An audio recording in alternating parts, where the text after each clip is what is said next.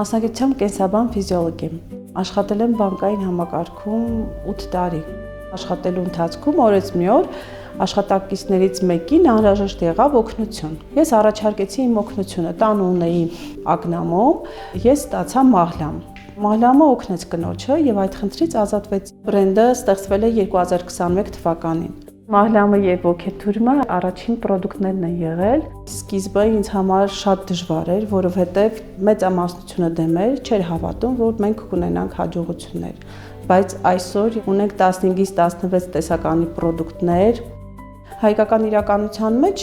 միշտ բոլոր հարցերը լուծողը տղամարդն է եղել, այսպես ասեմ, բանակցողը, խոսողը։ Երբ որ ես առաջին անգամ բախվեցի այն հարցին, որ ես պետք է սարքավորումներ ձեռք բերեի առաջին անգամ ու բանակցեի գործարարի հետ, ոչ ոք այդ պահին ինձ չէր աջակցում, ասում են չի ստացվի։ Զանգեցի, սկսեցի բանակցել։ Կարողացա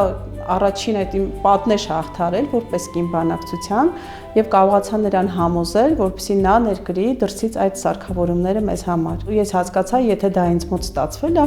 ուրեմն մնացած բոլոր հարցերը պետքա որ ստացվեն։